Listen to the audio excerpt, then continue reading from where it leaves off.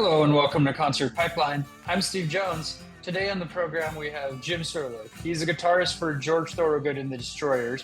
And notably in this episode we talk about some work that he's doing with a group called Texas Scratch.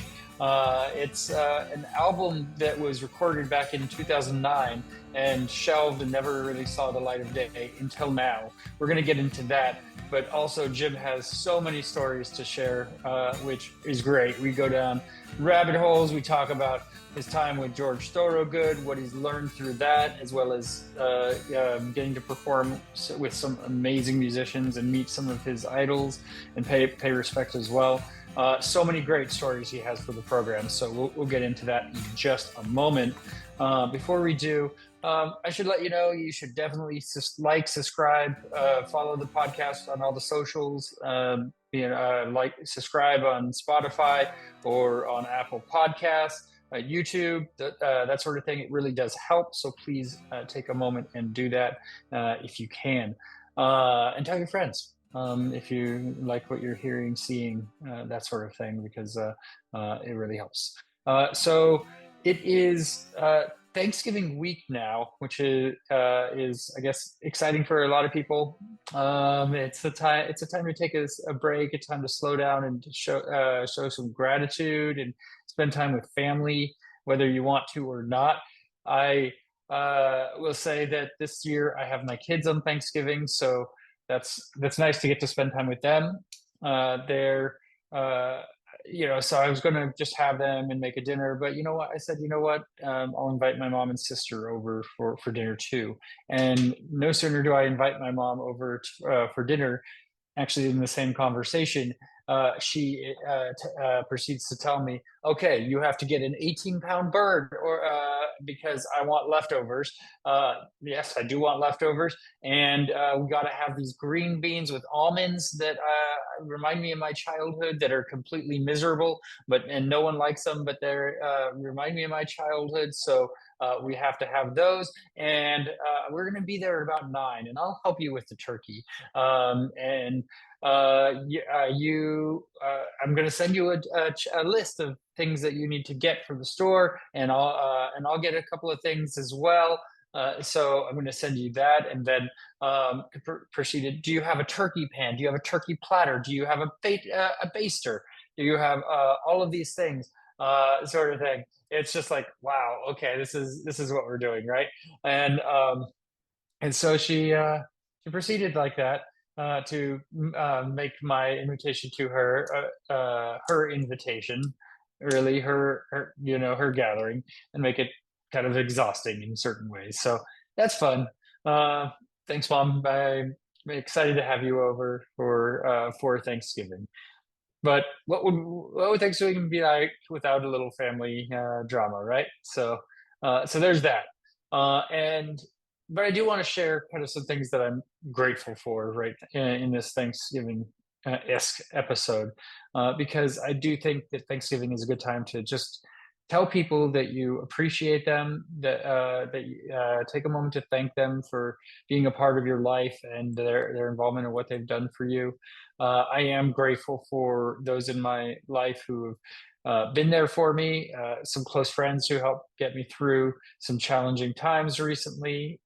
Thankful to them for putting up with my crap and listening to me complain about some of the challenges I've been going through. And I'm very grateful for my kids, for my daughter, Fern, who is turning into a bright young teenager and very thoughtful and respectful, and still actually wants to spend time with her dad, which is to me a miracle. I'm like, okay, I made it to 13 and she still wants to, not just tolerates it, but actually wants to spend time with me, which is great. We're going to take a road trip down south at the end of the year and go see something corporate together, and also go to Knott's Berry Farm. I've never been there. Maybe Knights. I always want to say Knights Castle, not Knights Castle or Knights Challenge. I don't remember what it's called, but where they have the knights on the horses with the swords and they do the battles and all of that, right? We might go to that as well. and have a good little road trip together. And then my son Atticus also, who is growing up to be a nice young man and kind of uh, embracing learning a lot of stuff. Really, I mean, we've had our challenges a little bit because he pushes back and he's had some challenges with learning. But at the end of the day, he really enjoys spending time with me, and hearing his laugh means a lot to me. So, my family, my friends, grateful for all of that. So that's kind of what we're doing. So, and also Concert Pipeline audience, thank you if you've tuned into this program and given it a listen or a watch. I really appreciate that as well. And I, again, during this winter season, this winter-esque season, I'm not always sure how many programs I'll do because I have competing interests and hobbies and other things going on. So I do interviews when I can get them and when it makes sense. And to have a artist that want to come on the program means a lot. So, all right. With that being said, I think we should bring in Jim Suhler, again, a guitarist with George Thorogood and the Destroyers. And let's bring Jim on in. Well, Jim, how's your day treating you so far?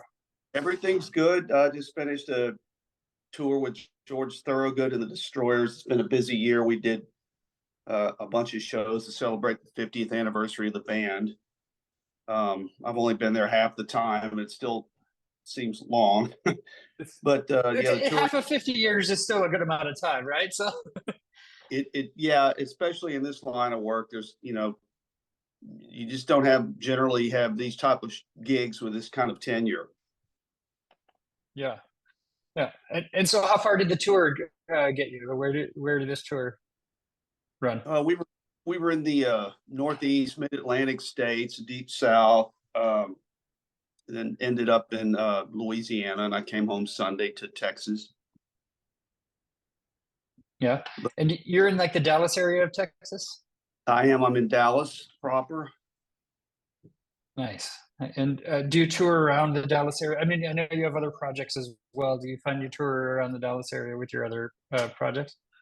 I've been so busy with George the last couple of years, and kind of post-COVID, I had been going overseas a lot and playing more of a wider national or regional circuit. But the last couple of years, George's schedule has ramped up. Now I haven't had that much time. The time I've had, I've had my hands full just doing day-to-day stuff. So yeah, but last year we went to 17 countries, and I think we did like 77,000 miles of travel. So yeah, that was a grueling year. And it's incredible. This year's been busy, but not quite as busy. But the 50th celebration show for the Destroyers will be December 1st in Los Angeles at the Grammy Museum. And I believe the day, maybe it was like November 30th, will be at KLOS in Los Angeles for a radio event. Just a couple of promotional events to mark the anniversary. Yeah. When you're doing shows in like 17 different countries in a year, and I mean that sort of distance obviously is norm for kind of for the band that you're in. But do you find that there's like similarity across the different cultures and communities, like in terms of their appreciation for George's music, or do you find that some areas really have landed it more than others? Europe, the Western Europe's real good. Belgium, the Netherlands, Germany are good. It's strange because George is not like an artist like Jeff Beck, where everything's musically driven. So much of George's show and shtick is his rap, his mouth.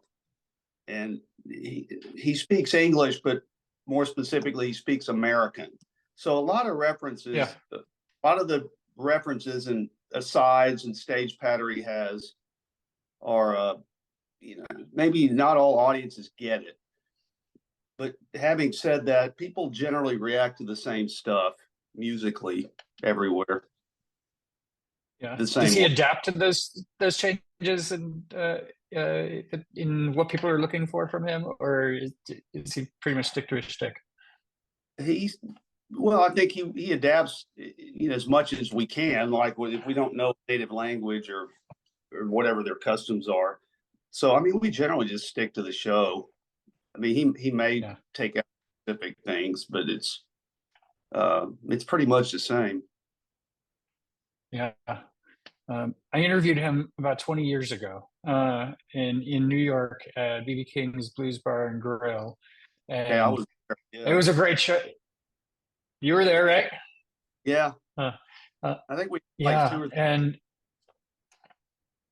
played a couple shows there. Yes. Um, yeah, yeah, it was. I mean, he's just. What struck me about him, and I haven't gone back to the interview or anything, but I just have these memories of him because he's such a legend.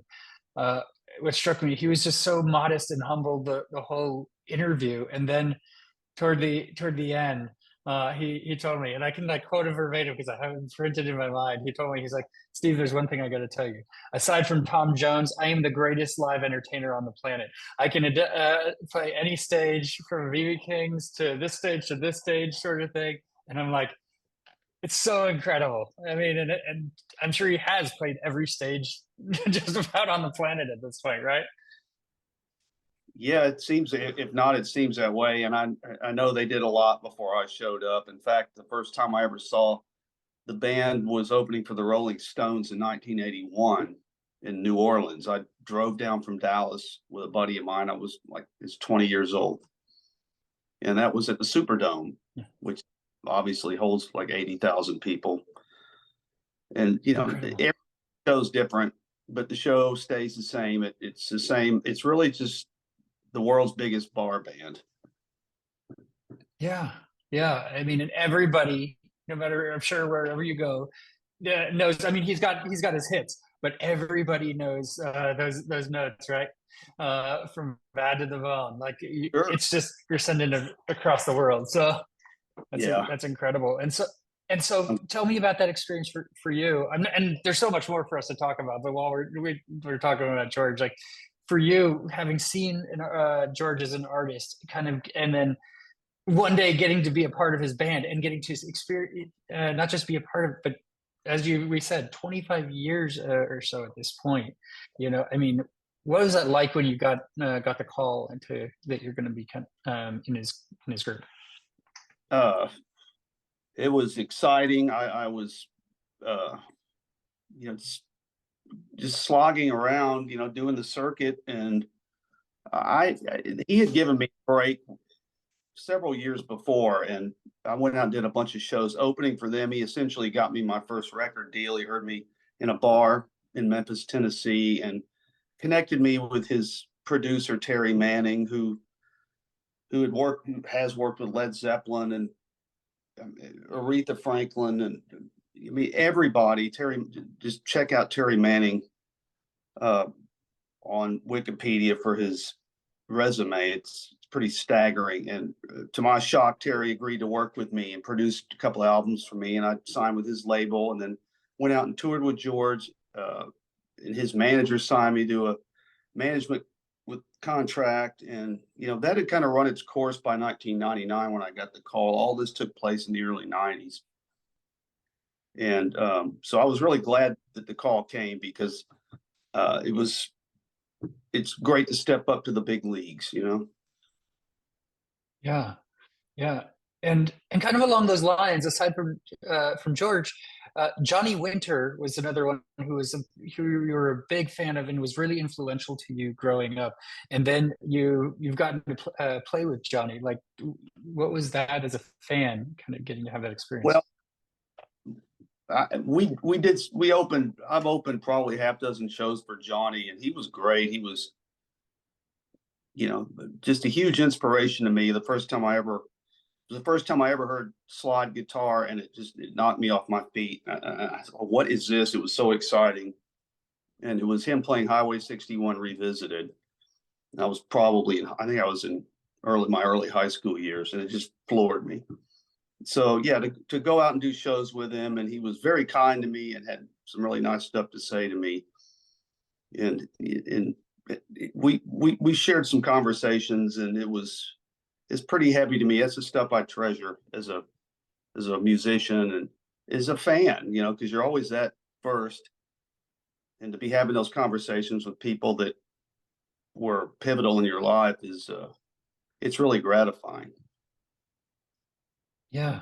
Yeah. And then those early high school years, that's around the time that you picked up a guitar around when you were 14. Did that have like an impact on you? Like seeing artists that you respected, like what made you want to become a guitarist?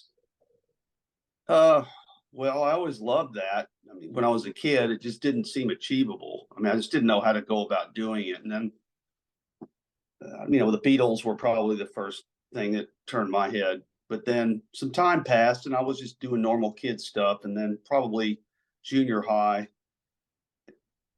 I went to go. I was started going to see concerts, and the first show I went to see that where really the light bulb went off and said, "Yeah, I think I can do this," because it seemed like I could step into that. Was the Leonard Skinner concert, because they looked like they just walked out of the audience. They didn't, they just looked like regular guys, and they looked like people, older kids in my neighborhood, but the ones that were dangerous and would get you in trouble or might try to beat you up or but anyway, they were so good live back then, the original band, and I thought this is something I'd like to try to do, and I was old enough to begin trying.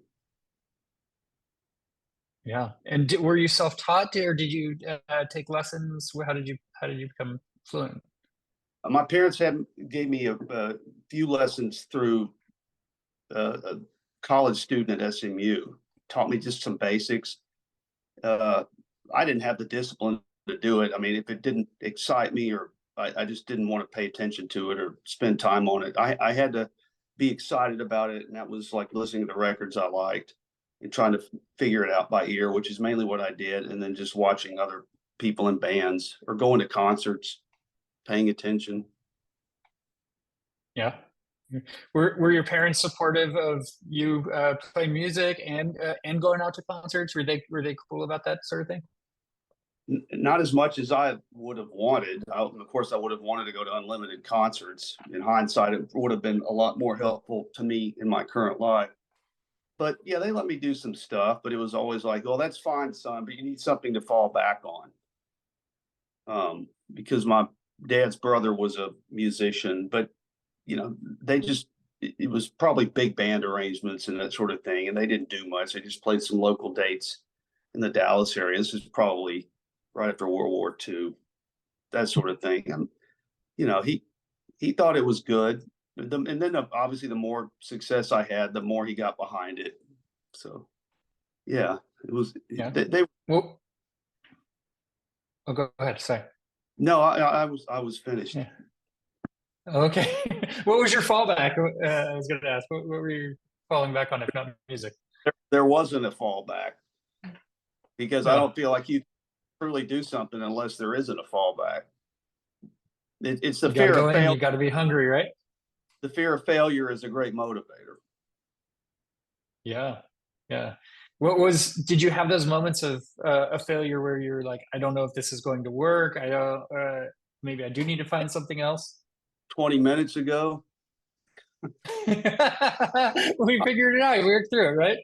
I think you ask any musician, you think people are on stage thinking like this heavy stuff, and I'm thinking like, oh man, did I put that meat in the freezer, or did I forget to mail that bill, or man, I really suck, stuff like that.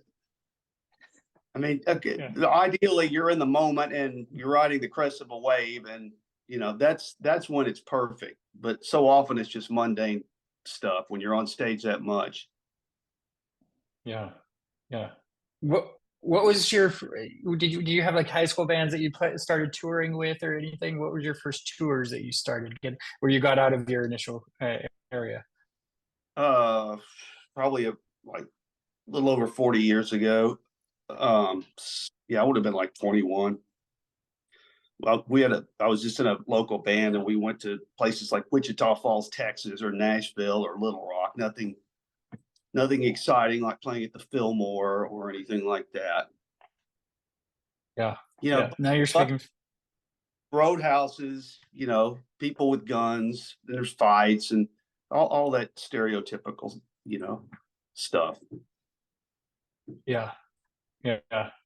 You mentioned the Fillmore, and I can't just like gloss over it. The Fillmore West is here in San Francisco is my favorite venue of all time. It's just magical, and I mean, there's everything. The number of artists that have been there, you get lost in the posters on the walls.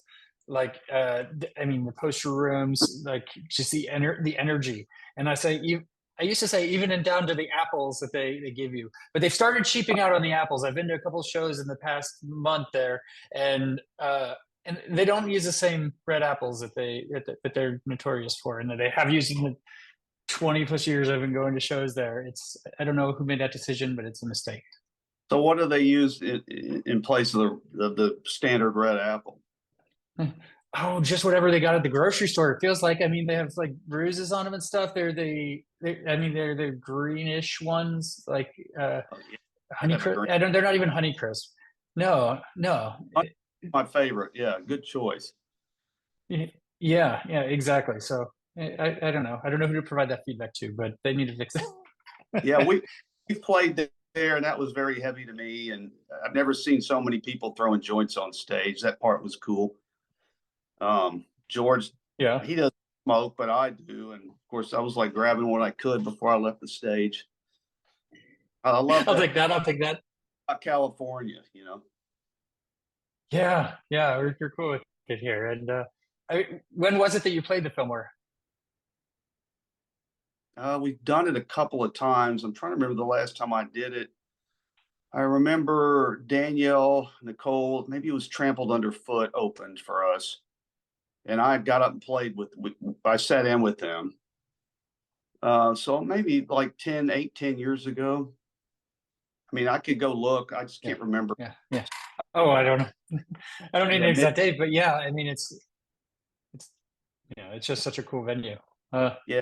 um, you meant you mentioned sitting with another band, which kind of is one other thing that I wanted to talk to you about. Sometimes you've opened for George Thorogood as well, so you're doing like double duty with multiple bands. And so, like, tell me about kind of that experience. Have you done that for like whole tours, or is it just one-off shows that you've done that? Because that's got to be All, a all lot of of energy you're putting out there. all of the above. Yeah, it got where George, really wanted, because it does it spreads me very thin. So I think he wanted me to stay fresh. And so I did it for a long time, and then you've done it, and it's like, I mean, do you do it forever? No, but it was great. I sold a lot of stuff, and it was a great experience. I learned a lot. And, I'd already been touring overseas when I joined the Destroyers. I mean, I wasn't a novice or anything, but it's good to watch him work an audience every night, because he is a master at it. He's like Jackie with a guitar. I Yeah, think that was yeah, he's pretty incredible. that fits him, and he's an entertainer first and foremost. But as far as your question, yeah, it started to like really wear me out, and because for many years I was touring with them, recording with them, coming home, touring with my band, recording with my band. It's not even to mention anything else in my personal life. You go through divorce, death of your parents. My daughter died, so it's like I had a very tumultuous like 20 years. So like when COVID hit, it's like I'd never sat still that long in my adult life, and like kind of realized, hey Yeah, man, this is cool. I like just kind of sitting here, and because I'm not I've been doing it a long time. It's sometimes you forget to take time to recharge. So I've been enjoying that part of it. yeah. Do you feel like you get more time to do that now? Did COVID kind of allow an ability to do that both with your projects and with Thorogood? Yeah, well, I had done so much. Yeah, it gave me the time to do more, but it also gave me the time to rest. So for each album you do, you have to go promote it. And it's just been difficult to juggle these schedules. I had, for instance, was booked at the Big Blues Bender in Las Vegas like 10 years ago, 9 years ago. It was, I guess, the second one they did. And then George booked some dates and I had to cancel it.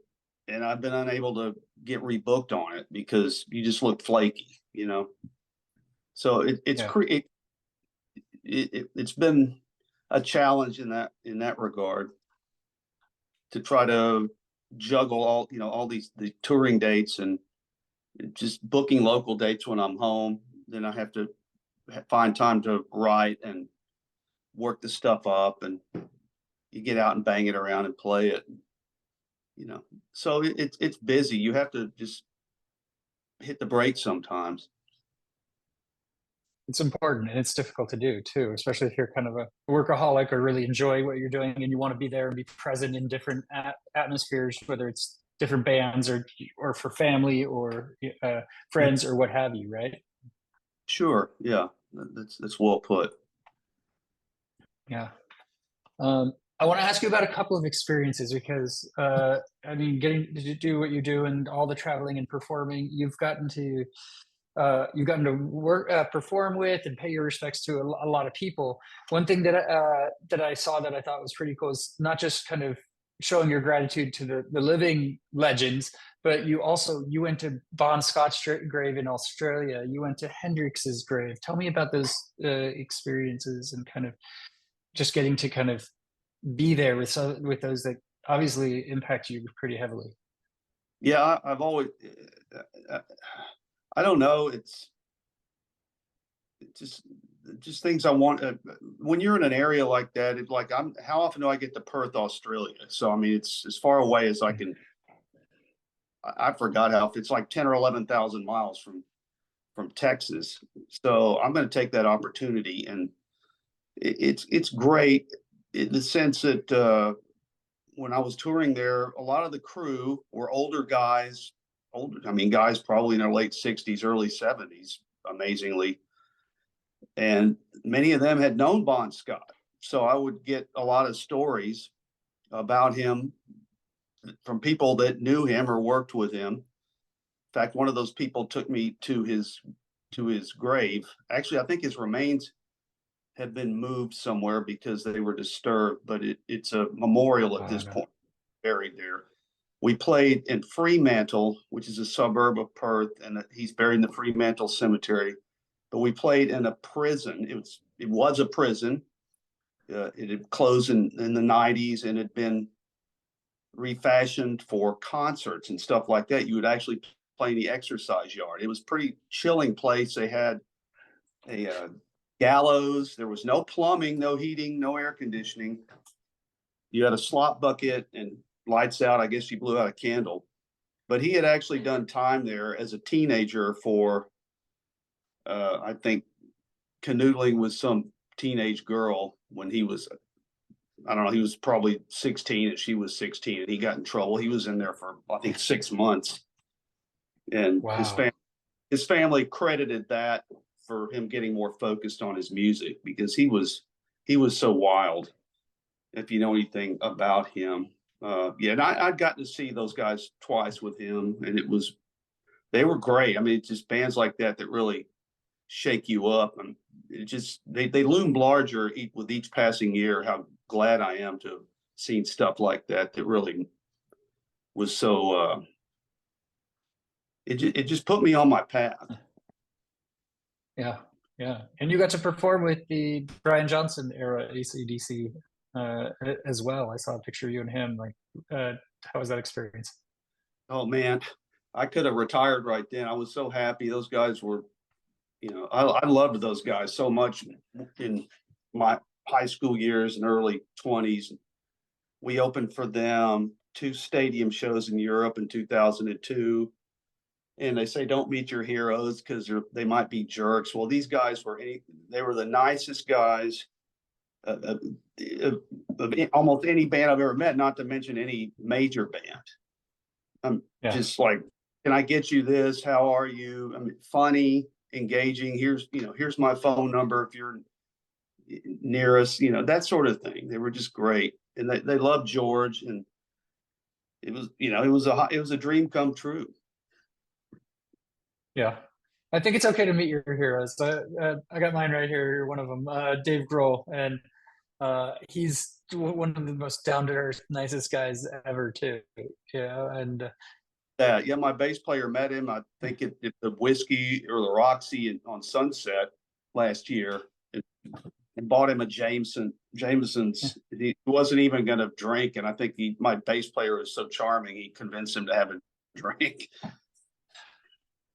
But yeah, I've heard. that's awesome. Yeah, Yeah, everybody loves Dave Grohl. yeah.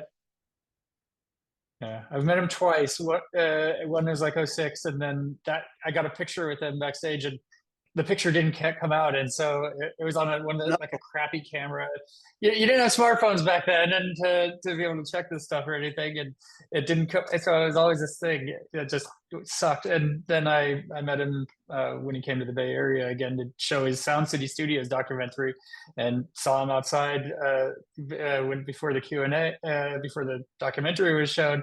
And he took my phone and took a picture with me, and then I was like, okay, what would Dave Grohl do?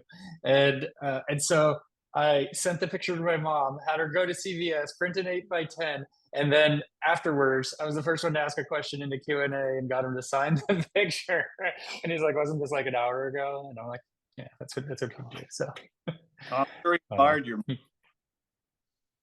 oh, I'm sure he did. Like he's just so awesome. Anyway, enough on Dave Grohl.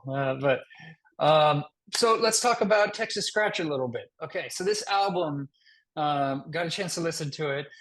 It's pretty awesome, and it was recorded in '09. And well, why don't you tell me about it and the process of making it, and then we'll talk about why it's seeing the light of day today. Well, okay, I'll answer what I can. It's that the album had been. There was an idea from Arnie Goodman, who was. I can't really describe what Arnie does or what his position is, but he's just sort of a major music fan. But he brought all of us together with this idea to do this Texas Scratch album, this album with Texas blues guitar summit or meeting or whatever, and got Jeff Simon, the Destroyers drummer, and Nathaniel Peterson, the bass player for Savoy Brown, along with myself and Vince Converse and Buddy Whittington. And he had secured some capital and wanted to do the money, had a deal for it. And so we all convened in New Jersey, which is where you would go to make a Texas blues rock guitar album. That's the only choice at Showplace Studios, which doubled as a strip club. The front half of the studio was a recording studio, and then you walk through a door and you were in a strip club. Don't ask me how or why. It was pretty seedy, that aspect of it. It was great, but it was some Russian mob thing, and they would bring these Russian dancers in on buses every day. It was pretty sketchy. But we did the record, and then we finished it in October of 2009. And at some point after that, before it was scheduled to be released, the money guy backed out, is how I understood it. So the rest, in the ensuing years, I was just beating my head against the wall, trying to, like, how can we get this out? And there's a lot of like dead ends, and yes, we can do this, and then nothing would happen. And finally I gave up. This is because it's been almost 14 years. And so as soon as I gave up, one day I'm like in a restaurant scrolling through Instagram, and I see the album's been released digitally. Nobody had said anything to me about it. Nobody else knew about it. But Quarto Valley had picked up the album, and I'm glad they did. But I can't really tell you what happened in the ensuing years because I don't really know. I wasn't privy to a lot of those conversations. I think we were all in the dark. But the upside is it's out now, and we're very happy it's out. That's better to look at than me anyway. just hold it up. Yeah. Well, the good thing about the picture is you always look younger in the picture. So Yes, yes, especially it was from 14 years ago, I imagine, right? So yeah, before the rot had truly set in. So we have a CD release party scheduled in Fort Worth on November 25th, Saturday at the Ridgely Room. And say that's because of the release parties in Texas, not in New Jersey. So we'll have to get something going in Passaic or one of those Patterson or some other town up in New Jersey. Secaucus, isn't that in New Jersey? so I think so. I don't get out there often, so I spent a month there one weekend. you spent a month there one weekend. Yeah, Okay, that says a lot. not even be a dad joke. That's like a granddad joke. That's I like it. I can get done with it. yeah, always good. Yeah. But with all due respect to my friends in New Jersey. Yeah. And so you wrote 4 songs on the album, right? Yeah. And so what was the process of the actual writing? What do you remember about kind of working with the other guys on this album? Well, most of the stuff I'd already written. Some of it dated back to the late '90s. Like "Showdown" was a song from probably the late '90s. The other three were at that time were relatively new, and I kind of wrote. Well, I hadn't even finished. I'd rather be lucky than good, and we got in the studio, and I kind of just wrote the arrangement there. But I don't usually like to work that way. Sometimes it works, but you can't really. You don't have a lot of options if it's not working. And especially you only had 4 days to record the album, right? Yeah, maybe Maybe I made four. that up. I mean, we did all the basic tracks pretty quick, and then I remember doing some overdubbing here in Texas, but not much. Like added some keyboards to a couple of songs. But yeah, generally it was done pretty quick. Yeah, yeah. Is that and you're recording in the albums that you've recorded, whether with George or with other projects, like how long does it typically take you in the studio to make an album? I imagine George would take more than 4 days. I mean, it just depends. Usually, I mean, that's most of your tracking and, like 5 to 7 days. And then I would get into vocals and guitar overdubs maybe. And then you got to like mix and master. So, I mean, it can, generally you want to wrap it up in a couple of weeks because it's expensive. But I'm sure these days, the advent of home studios, it's just different now. This was old school recording. Yeah. Do you see another album of like this sort of material with the group of guys that pulled together Texas Scratch now that this one is out in the world, or do you think this is more of a one-off? I don't know. It seemed like a one-off at the time, but let's see where it takes us. Now, Nathaniel, the bass player, sadly passed away literally days after the physical copies were released. So Oh, wow. he wouldn't, be able to be included, sadly. But no, yeah, I mean, you never know what'll happen. I'd like to do some more work with these guys, and of course, I've worked with Jeff Simon on quite a few projects with the Destroyers. But Buddy Whittington is a brilliant, brilliant guitar player, and he's stupid good. He can go toe to toe with anybody out there. And Vince Converse is another great talent, and I'm just thrilled to be in the mix with them. Yeah. Are you in talks to play any other shows besides the record release show with these songs, or is that the one you're going for right now? Now we're going to do more. I'm just waiting to see how everybody's schedule is shaking out. I'm just waiting on a few things before I move ahead. Again, it's like making sure there's no conflicts. So if I book something and it's advertised and then, oh, I can't do it, and then I have to cancel it, and people have to refund tickets or have to postpone it. It's problematic, and try to avoid that. So I'm just waiting to make sure I have no conflicts on some windows I'm looking at. Yeah. And are you writing with George at all, or is he primarily focused on touring these days? I know he's not touring really right now, other than the 50. We're still, I mean, yeah, we're still playing, but his focus is on the live show right now. He's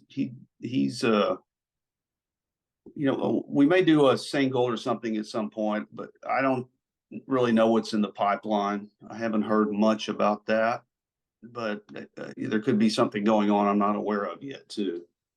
Yeah, I'm almost trying to write something, and in fact, I did a song with Tyler Bryant, who's a great young guitar player and singer, writer, who's in Nashville, but he's from Texas originally. He's in his early 30s, but I've known him since he was probably 10 or 12 years old.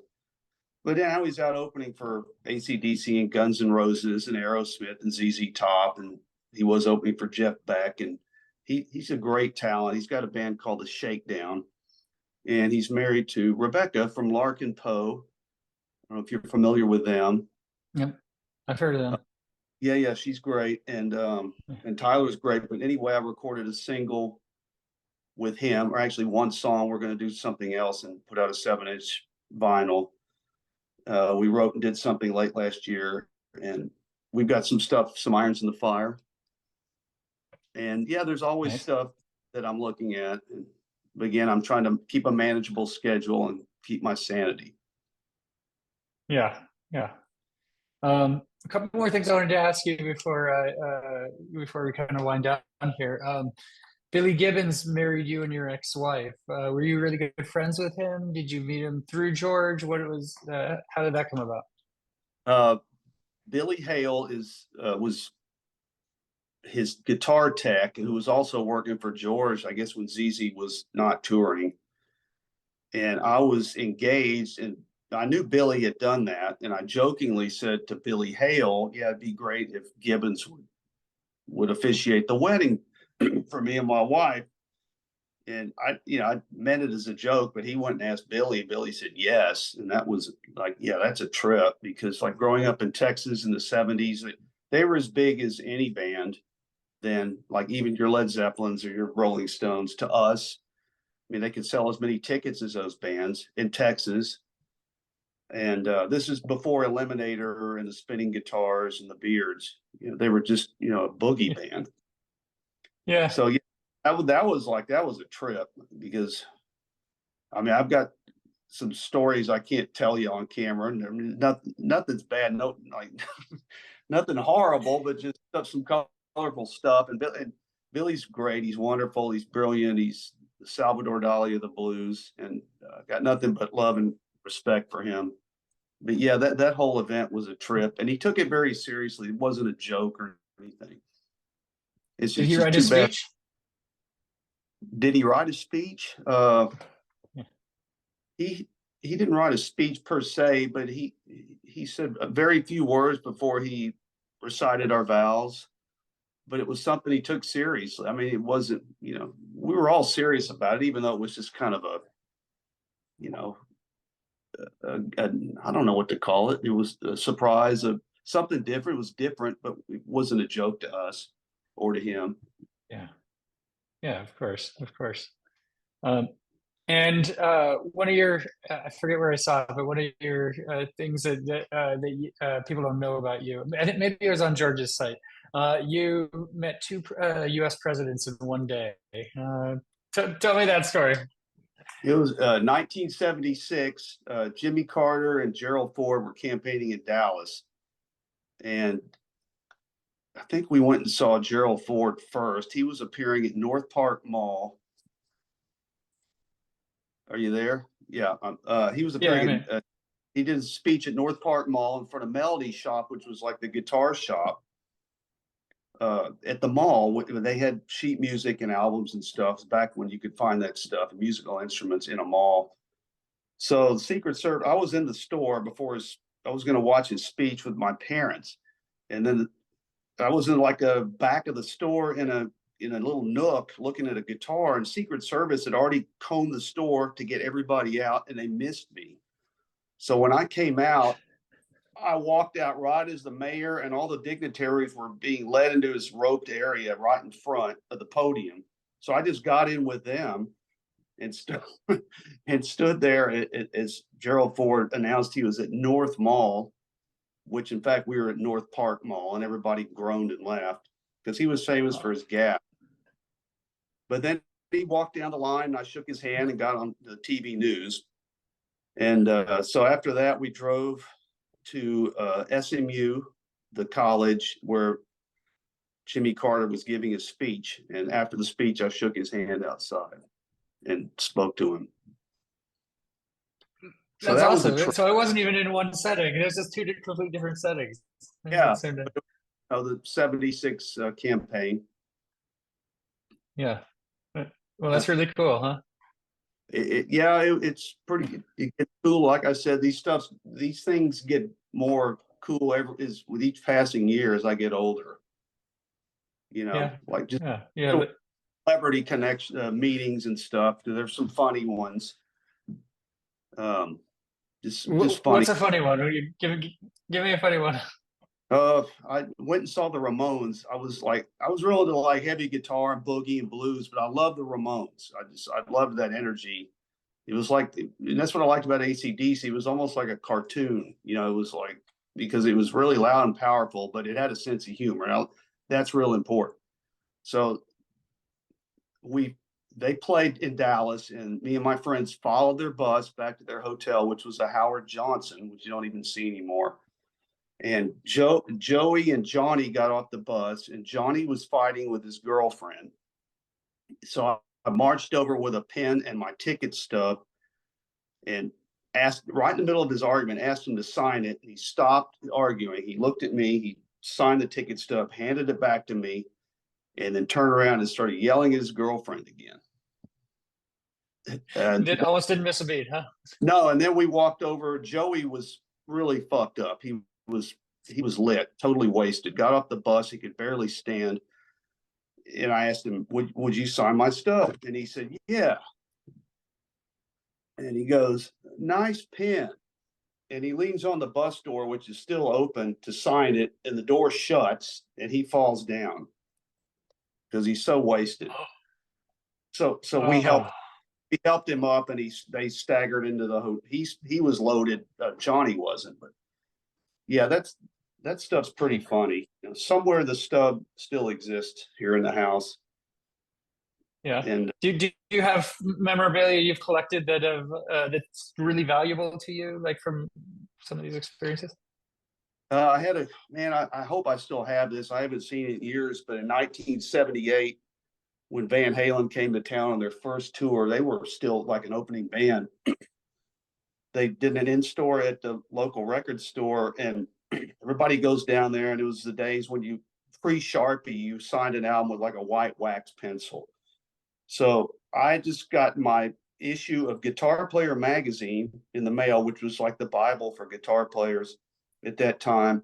And it was in that magazine was Eddie's first article in Guitar Player.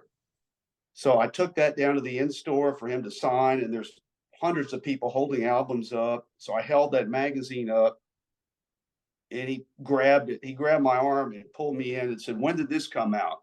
I said, I just got it in the mail because I subscribed to it. And he just looked down and smiled, that big Eddie smile at it. It was the first time he'd seen himself in Guitar Player.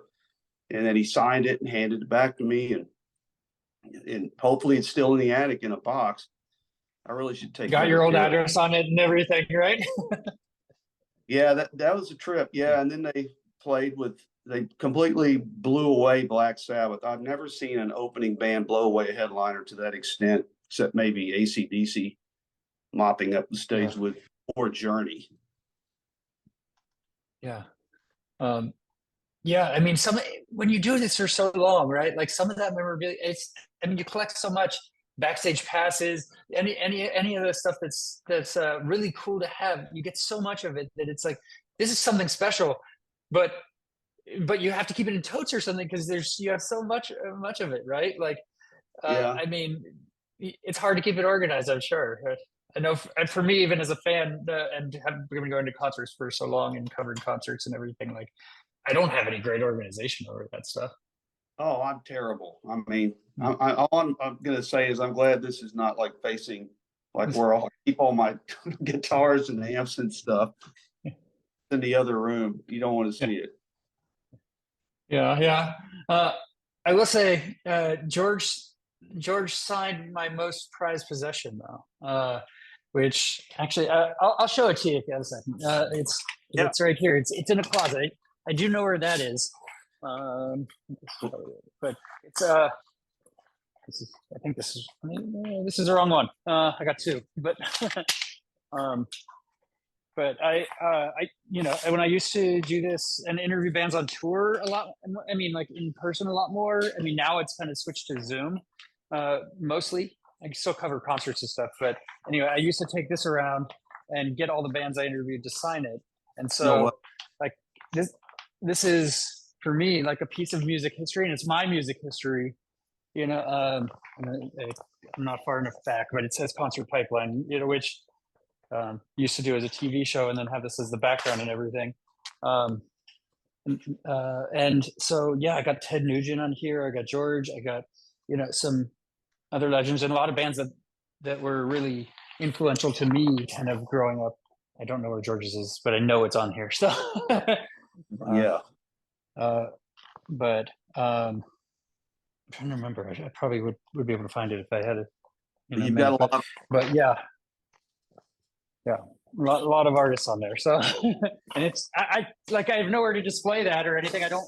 So it's just rolled up in my closet, but it's something that's important to me, and he's on there. So Yeah, you got to keep that stuff. That's our legacy, so to speak. I mean, you have more of a legacy than that, obviously, but things like that it's a nice, it keeps us connected to those memories that are so important. yeah, for sure, for sure. Um, so I have two more questions before we're wrapping. But you toured with Sammy Hagar last year. How was that tour? Oh, it's great. He sings, and honestly, I was more of a casual fan. I didn't really know much about his show.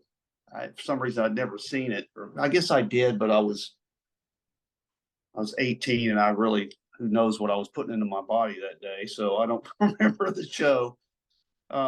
But yeah, those guys sound great, and he another one of those could not be nicer guys, and he still got it, man. He's belting it out. I mean, we played with him less than a month ago, and man, he's nailing it. He's 76, and I mean, you wouldn't know it. I was just thinking earlier, the two older guys that I've seen that really still got it were in the last couple of years were Roger Daltrey and Sammy Hagar. Yeah, They're just locally, yeah. that sort of style is hard to sustain. Oh, But yeah. I mean, how do you still do it, right? yeah, I heard Daltrey early, I guess in February or something. My whole body. I mean, I brought tears to my eyes when he did "Won't Get Fooled Again." That he did the scream at the end, and I don't know how much of it somebody goosed up in in the front of house in the sound man, but I mean, he was on point and engaged and sharp and funny.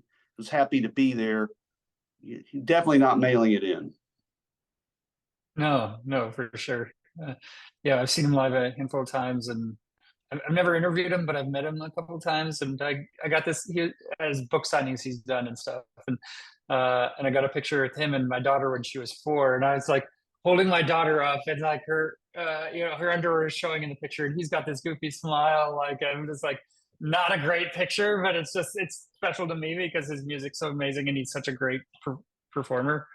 Yeah, Yeah, it's one of those things, right? You have, and it's in the collection. yeah. A um, lot up here, a lot of things that yeah, I have written down. They're just memories, and I mean, it's just they're in my heart. I never lose it. I revisit that stuff a lot. Yeah, yeah. The last question I wanted to kind of end with is, what's a really positive memory that you had? I mean, we've covered, I guess, a bunch of them, but what's a positive memory that you have of your time making music or playing music live? Uh, yeah, there's a lot, but I met Stevie Ray Vaughn a couple of times, and he was from Oak Cliff, where my dad grew up, and we had Vaughns that were cousins.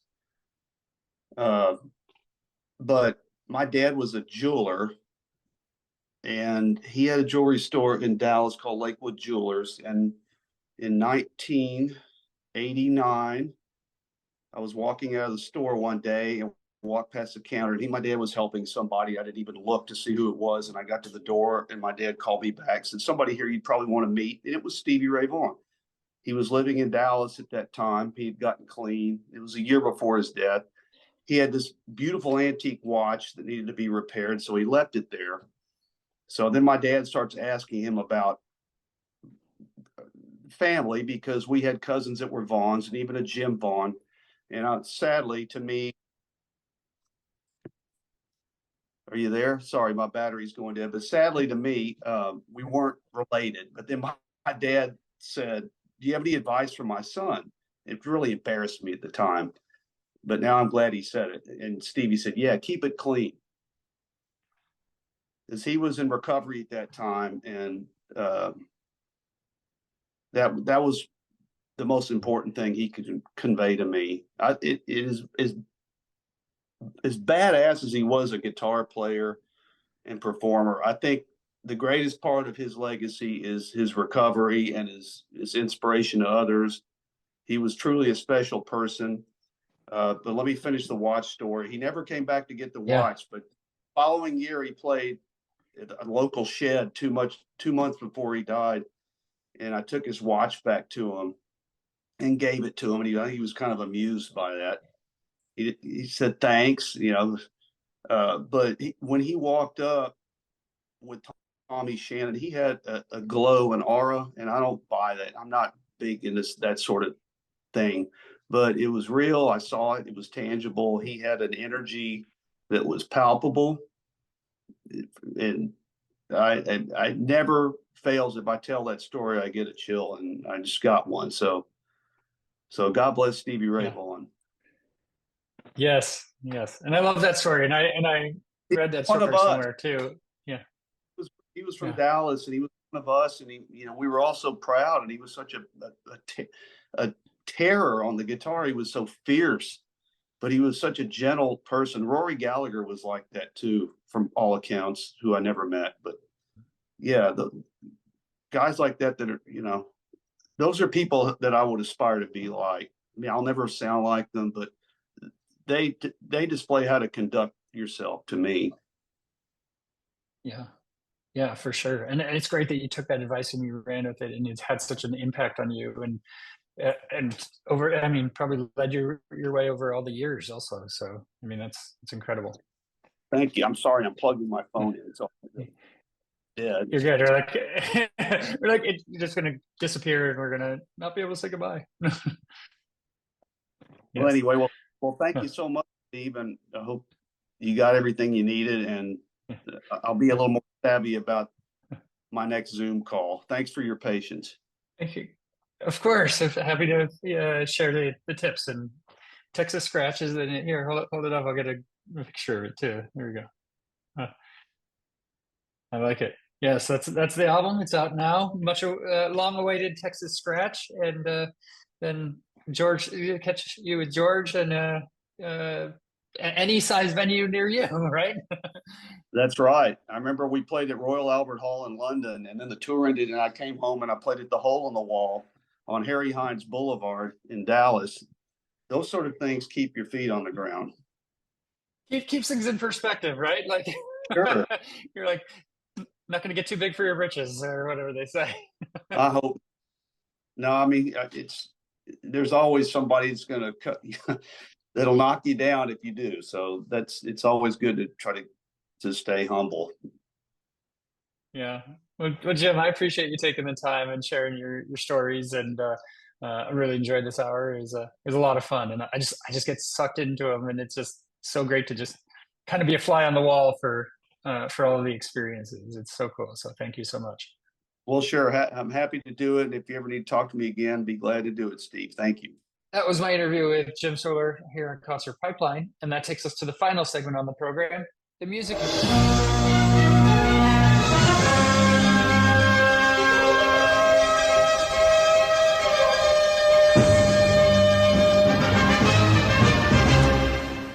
Okay, I got a couple stories to wind us out here. I have to start with this one because this one was so interesting to me. Jared Leto climbed the Empire State Building.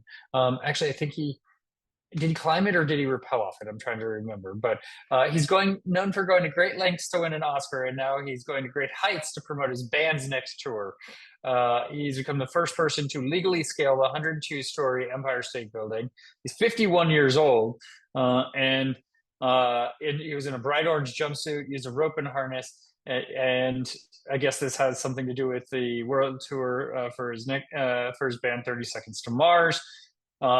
He said just the endurance that it took, the stamina that it took, it was very sharp. I was more excited than nervous to tell you the truth, but I have to be honest, it was very, very hard. It was a lot harder than I thought it would be. And to watch the sunrise overlooking the city that's meant so much to me ever since I was a kid. New York stood for the place that you went to make your dreams come true. And he wrapped with saying, I made it to the top and I saw my mother in the window of the 80th floor. And that was a nice surprise. So I'm pretty sure that couldn't have been a surprise. You can't just be scaling a building and be like, oh, hey, Mom, inside the Empire State Building, right? He had to have had some inkling. Otherwise, he may not have looked inside the 80th floor window. But he was excited to do that. So that is cool. And I interviewed 30 Seconds to Mars many, many years ago. Actually, he did not show for the interview. I think he was at lunch with his mom or something during the interview time. And then later during his set, he kicked my video camera when I was recording a couple songs of his set, and I was cleared through the promoter of the tour, the publicist, and his tour manager. I was cleared through everybody to record a couple songs. He didn't like it though. He wasn't in the know, and he flipped me off, and then comes over and kind of just put his boot to my camera a little bit. So I retaliated a little bit, as you do when you're 20-ish years old, and I gave the footage to a friend who made a video and put it on a Perez Hilton type site where it went minorly. What is the word? Where a lot of people see it, right? He titled it "When B-list Celebrities Attack." It was during the band's song "Attack," so it was actually very fitting. And that was an interesting moment. So congratulations to Jared Leto on what he's got cooking with 30 Seconds to Mars. Okay, Andre 3000 is releasing a new Blue Sun album, and so it's an instrumental album he suddenly announced this week. It's an album of instrumental improvisations recorded with Carlos Nino, Surya Badasina, and Nate Mercano, along others. And he's credited for playing digital wind instruments, a flute, wooden bamboo flutes, a bunch of different flutes, pedals, and then hand-trained toning. So he appeared as a guest contributor on many other artists' records and reunited actors for shows with Big Boy. And this is the first solo album this late in his recording career after Outkast stopped making albums. And it's a flute-centric, full-length album. So he said, it's not like I don't try, or it's not like I have a lot of these songs just sitting. I have songs, but it's not like rap things that I really feel happy about sharing. And really, that's the most important part. I have to feel happy about sharing it. That's why New Blue Sun was something that I realized, whoa, I really want people to hear it. I really want to share it. So congratulations to him for getting outside of his comfort zone and trying something new. That I don't know how much of an audience I'll have for this album, how much of Outkast's audience will kind of come over and give it a listen or a try, but I think that's pretty cool for him to try something new. I think I saw Outkast at Bottle Rock many years ago when they did a couple of reunion shows. I want to say I saw them there. And I do remember when I was in New York with a friend of mine interviewing George Thorogood, actually. We walked by Times Square and looked up at the TRL building. Yeah, that's how long ago this was. We looked up at the TRL building, and Andre 3000 was just standing there looking out the window. And so we waved to him, and he waved back, and that was kind of cool. But yeah, good for Andre 3000. Okay, Metallica's Kirk Hammett fell on stage. That's kind of I mean, he had a little bit of fall and he didn't handle it well. Hammett article timed out, so I need to find the article again here. Falls on stage and he angrily tossed his guitar. It was at a Detroit show, the last show on their tour, and there's video footage that shows him tripping and falling hard on stage right as the band finished playing Moth into Flame. After laying on the ground for a few seconds, he gets up and tosses his purple ESP guitar across the stage toward his guitar tech, then yells out a couple of profanities while walking off the stage.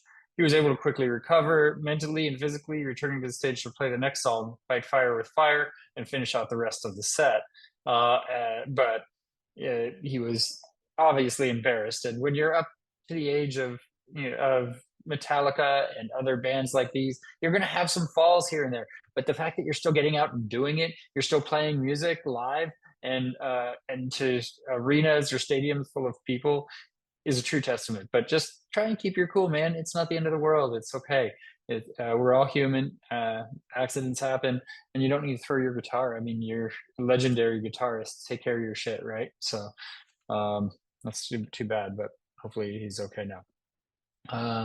Travis Barker became the first musician to perform for Peloton. Knowing that millions of people across the globe will watch me and Kendall do our thing is super exciting, he said. So he drummed along to a 10-minute shadowboxing class taught by Kendall Toole as part of Peloton's Blink-182 Artist Series. I did the 10-minute bike class this morning, and I plan to do the 30-minute bike class that Kendall taught probably a little bit later today as well. But there's a bunch of other classes. There's a German 20-minute class for Blink-182. They do a lot of different classes when they do an artist series, and doing a Blink artist series is pretty awesome. It's a playlist that I'm totally into and I'll enjoy doing, and I'll rock out while on the bike. So he's let's see, what else did Travis say? He said it was Kendall Toole added, it was an absolute thrill to teach alongside Travis. Travis is someone who I've grown up listening to, who also shares my passion for movement and music, so collaborating together was natural and effortless. And it's notable that this is not the first time recently that Blink has performed in an odd space. Earlier this month, Barker shared a video on TikTok in which you can see playing drums to his newborn son's heartbeat. That's interesting. And then Blink-182 also played at a Denny's in the past month or so as well. So lots of interesting stuff in the Blink world, and their new album is pretty good. I recommend it. So check it out. And it's great to have the whole band back together. Okay, last story before we wind out this episode of Concert Pipeline. Dave Grohl tackled Everlong solo at a Foo Fighters Austin City Limits gig that he just did. He said, "I don't like to say goodbye, so I'll just say goodnight like this." And then he started playing Everlong solo acoustic on an electric guitar for Austin City Limits. And historically, this is a song that the band almost always ends with, and does it as a full band rocking out that song. And so to see him do it solo on just the electric guitar is rare and pretty cool. You can check that video out online. It's a Dave Grohl story. So that's a show for today. So thank you for tuning in. We do have a program next week already all lined up. I'm going to be chatting with a musician named James Bruner, who I got to see recently when he opened for Barnes Courtney in San Francisco. I went to a live show and it was a lot of fun. I'm a fan of Barnes Courtney, and I didn't think I was going to be able to make the show, but I did, and walked into James Berner's set, which was awesome. He was just such a great live performer, and he's pretty new to it as well. But he showed a lot of confidence in his performance, and his band was really tuned up. He had a great live set. I was super excited that he agreed to take some time to chat as well. So we'll talk to James a little bit next week. So for all of us here at Concert Pipeline, I'm Steve Jones. We'll catch you next time.